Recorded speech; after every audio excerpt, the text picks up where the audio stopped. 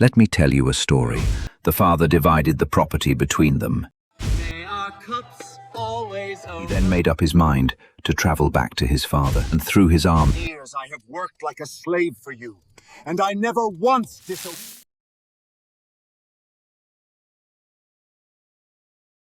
At that time, Jesus came out after having his time with the publican.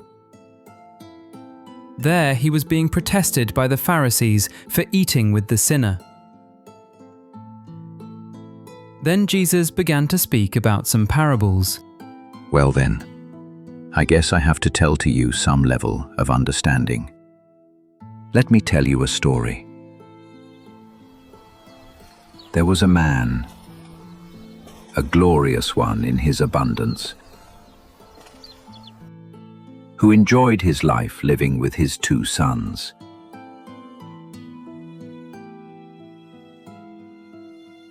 One day the younger one came to his father, asking for a share of his father's treasure that he should inherit. As so, the father divided the property between them.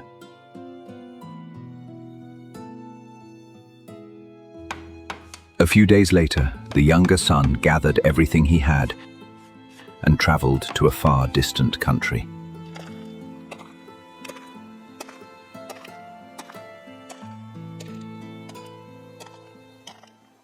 to new friends and good fortune.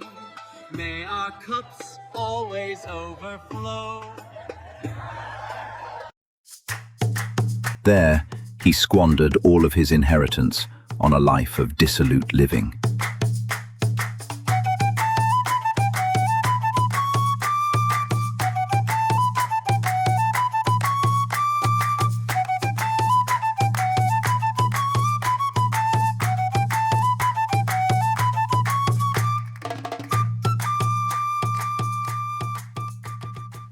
He had spent too much, until a severe famine afflicted that country. His treasures ran out, and he was being left alone in a distant land, so he hired himself out to a local pig farm. He tried to fill his stomach with the pig's food, but no one gave him anything. At that moment, he realized the truth. His father is a rich man, filled with abundance. Even his hired servants have more food to eat, while he himself was dying of hunger among the pigs. He then made up his mind to travel back to his father. He knew that he was such a shame that he no longer had a right to be called a son. So, he decided he would take a place merely as a servant and work for his father. But while he was still a long way off, his father saw him. He was filled with compassion. He ran to him and threw his arms around him.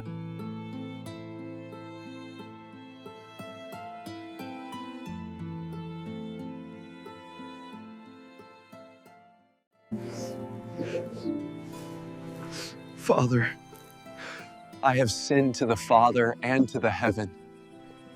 I am not worthy to be called your son anymore.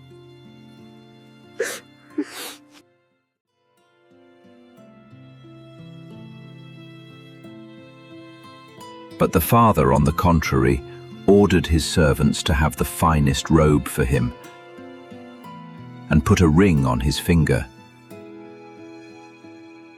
He then had them to prepare a feast by having the fatted calf for the meals. Now, the elder son returns after a hard-working day on the fields. Filled with curiosity, he called a servant and inquired what all this meant. The servant replied, "Your brother has returned, and this feast is for him." The elder son became angry and disappointedly turned to leave the place. His father then came out and began to plead with him. Why don't you come inside? All these years I have worked like a slave for you, and I never once disobeyed your orders. Even so, You have never even given me a young goat so that I might celebrate with my friends. But when this son returns, after wasting his inheritance on sprees, you hold a feast and have a fatted calf for him.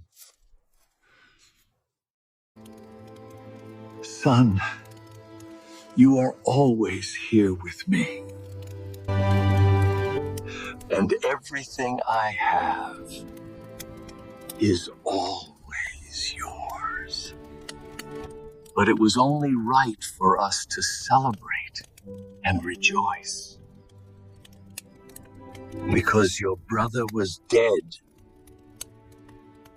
and has come back to life.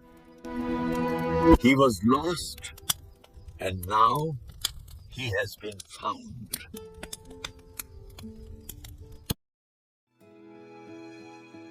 And that is how the story ends.